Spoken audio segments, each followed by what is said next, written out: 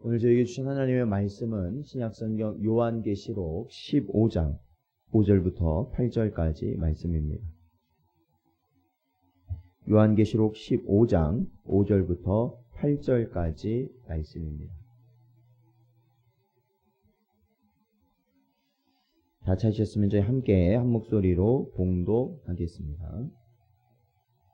또 2일 후에 내가 보니 하늘의 증거 장막의 성전이 열리며 7 재앙을 가진 7 천사가 성전으로부터 나와 맑고 빛난 세마포 옷을 입고 가슴에 금띠를 띠고 네 생물 중에 하나가 영원토록 살아계신 하나님의 진노를 가득 담은 금 대접 7을 그 7 천사들에게 주니 하나님의 영광과 능력으로 말미암아 성전의 연기가 가득 차매 7 천사의 7 재앙이 마치기까지는 성전에 능히 들어갈 자가 없더라.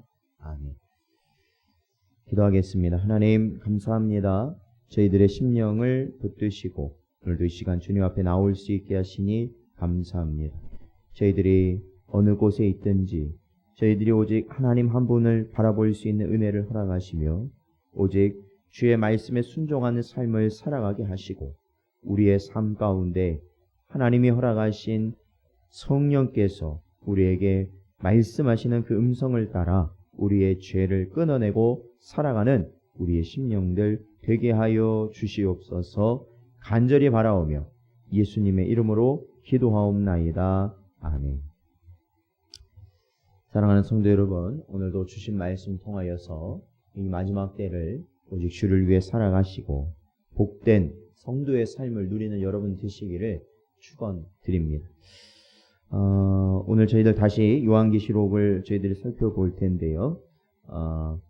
저희 본문 말씀 보면 오늘 또 다른 환상을 이제 요한이 보게 됩니다. 그것은 바로 하늘의 증거 장막의 성전이 열리는 환상을 보았던 것입니다. 이 장막이라는 것은 이스라엘에게 있어서 아주 큰 의미를 가지고 있습니다. 장막은 결국 하나의 텐트인데 천막이죠. 천막인데 그냥 일반적인 그냥 천막이 아니라 성전이 있기 전, 이스라엘의 성전이 지어지기 전에 하나님이 이스라엘과 함께 하셨다라는 그러한 상징적 의미, 그리고 실제적으로도 그곳에 임하셨던 그러한 곳이 바로 이 장막입니다.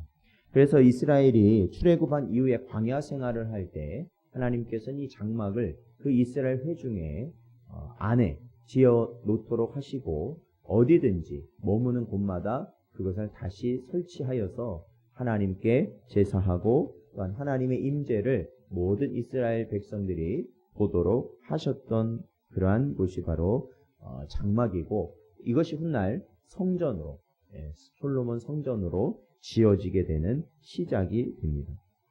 이 회막이나 성전의 의미는 바로 하나님께서 이 백성과 함께 하신다는 임재의 분명한 의미를 나타내고 있습니다. 바로 이러한 하나님이 우리와 함께 하시다라는 것을 아주 분명하고 또한 실질적으로 또한 우리에게 보이신 사건은 바로 예수 그리스도께서 이 땅에 오심으로 우리와 함께 하셨다라는 것입니다.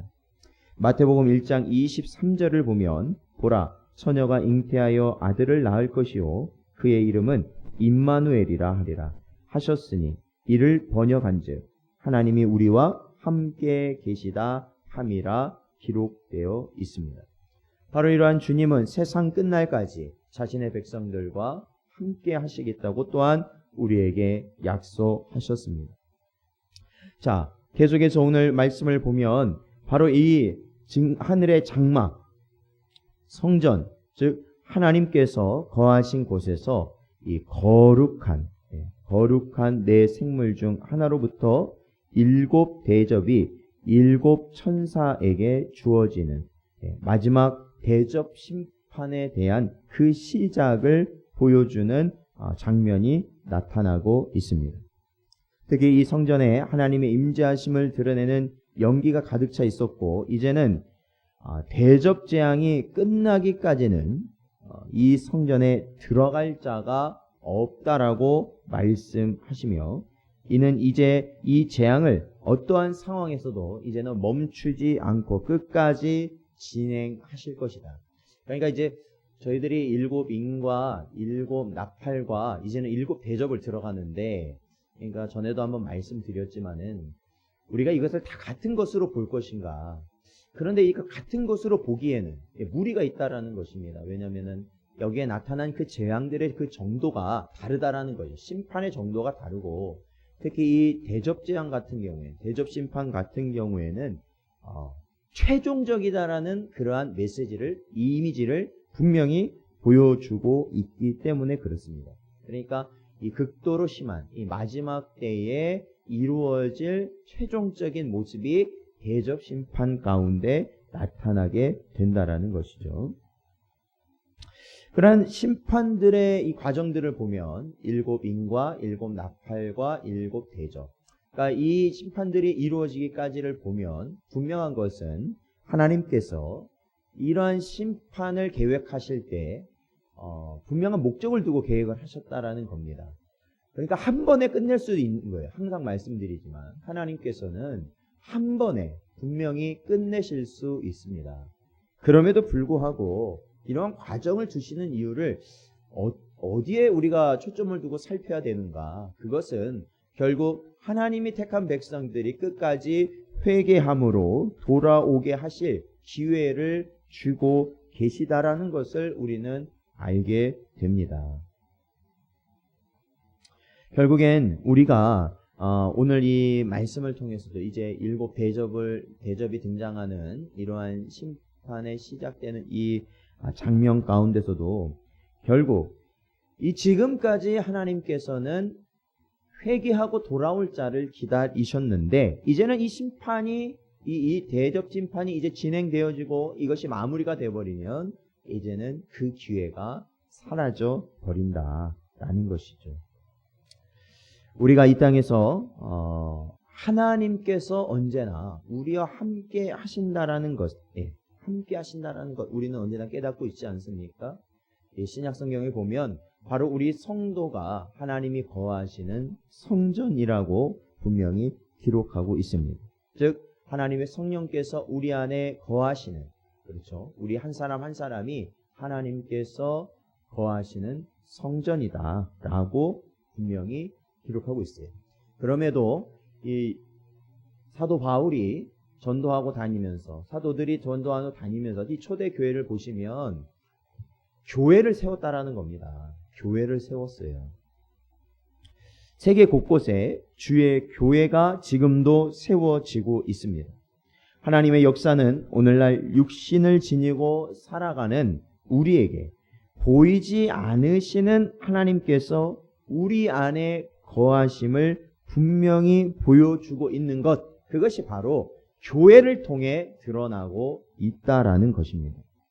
그러므로 저와 여러분이 이 마지막 때가 오면 올수록, 그러니까 지금도 이 코로나라는, 그렇죠, 이 역병의 사태 가운데 우리가 어떻게 보면은 하나님이 이 주 예수 그리스도를 통해서 이 초대 교회부터 이 기독교의 시작부터 세워진 이 교회들이 어떻게 보면 지금은 조금씩 와해되어가는, 심하게 와해되어가는 그러한 상황입니다. 이 교회라는 의미가 점점 무색해져가고 단지 그냥 우리가 교회라는 그러한 개인이 교회라는 그러한 것에 강조점을 두다 보니까 우리가 모이는 교회에 있어서는 굉장히 어떻게 보면은 그 의미가 상실되어져 가는 것을 좀 느끼게 되는데, 그럼에도 불구하고 여러분 초대 교회 당시에 교회가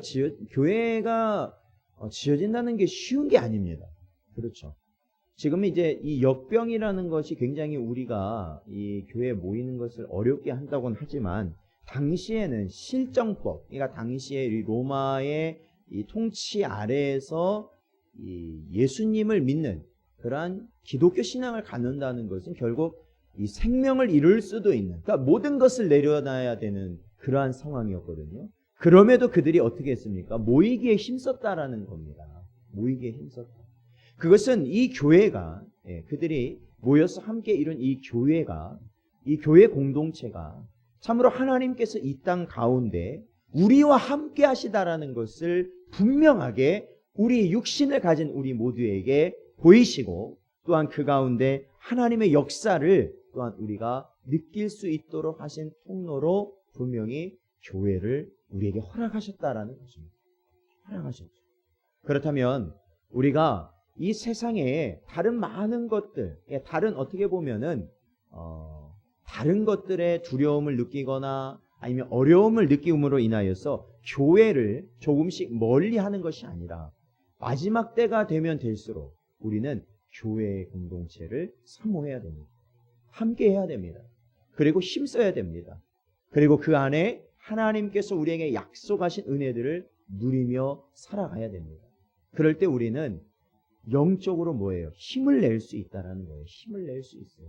함께 모여 말씀을 듣고, 또한 함께 모여 찬양을 하고, 또한 함께 모여 기도를 하면서 우리는 우리의 영적인 성장과 또한 우리의 내면의 힘을, 그렇죠, 하나님이 공급하시는 그 힘을 얻음으로 인하여 우리가 이 땅을, 이 마지막 때를 살아갈 수 있게 된다라는 것입니다. 여러분, 그러므로 저희들이 하나님께서 우리에게 허락하신 이 제단을 저희들 분명히 언제나 기억하시고, 또한 사모하는 심령을 가지시고, 언제나 주의 말씀을 듣기 소망하고 또한 기도하기를 힘쓰는 여러분 되시기를 주의 이름으로 축원드립니다. 오늘도 주신 말씀 붙들고 기도하겠습니다.